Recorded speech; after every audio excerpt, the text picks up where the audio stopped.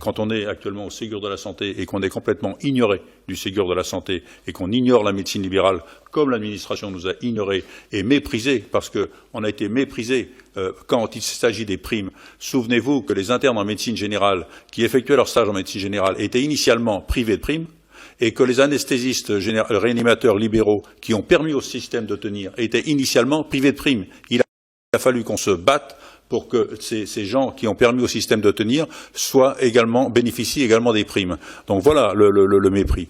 Donc le 116-117, oui, mais là il va falloir insister parce que je peux vous dire que le gouvernement n'est pas disposé à ça. Il n'est pas prêt de faire un 116-117 libéral. Et pourtant, c'est la première étape d'une réorganisation du système de soins et d'une prise en charge des soins non programmés et d'une régulation des urgences. Quand on voit qu'on a mis 7 milliards actuellement là, et que les hôpitaux mégotent, moi je peux vous dire que si vous mettiez 5 milliards sur la médecine de ville, maintenant, on vous réorganise le système de santé. Et à commencer peut-être par un financement aussi des syndicats médicaux, parce que je peux vous dire que là, nous, on a tous barré nos journées, on nous prévient la veille pour le lendemain, comme si nous, on n'avait pas de consultation. On n'est pas des professionnels du syndicalisme, on a tous une activité libérale. Et là, la façon dont on nous a traités pendant ce Ségur de la Santé, avec des réunions qui étaient modifiées la veille pour le lendemain, annulées, etc., et là, nous annoncer à 9h51 une réunion demain à 11h au ministère, c'est un pur scandale.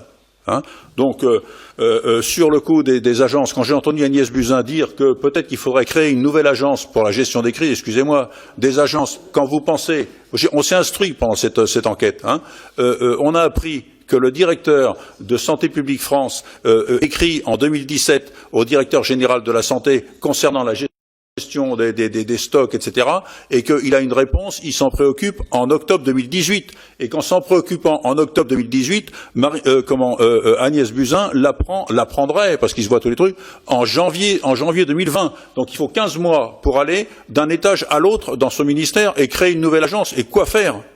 Quoi faire? Je vous rappelle que l'ARS Île-de-France, qui a pourtant été particulièrement active et qui a créé un modèle du genre Distrimasque, comme ce qui a été mis en place dans le Grand Est avec les URPS, médecins et URPS, pharmaciens pour la distribution des masques, il y a eu une distribution à peu près identique, mais qui s'est mise en place seulement le 20 mars en Île-de-France.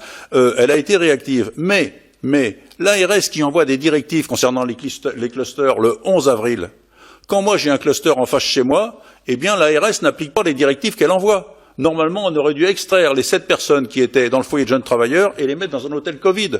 Or, ça n'a pas été le cas. Et là, j'ai découvert aussi la guerre des polices entre la préfecture et les ARS. Car le maire m'a prévenu que le préfet n'avait pas été prévenu de ce cluster à Clamart. Donc, si vous voulez, on découvre, il y a une administration hypertrophique et qui justement en plus se fait la guerre. Donc tout ça c'est absolument insupportable.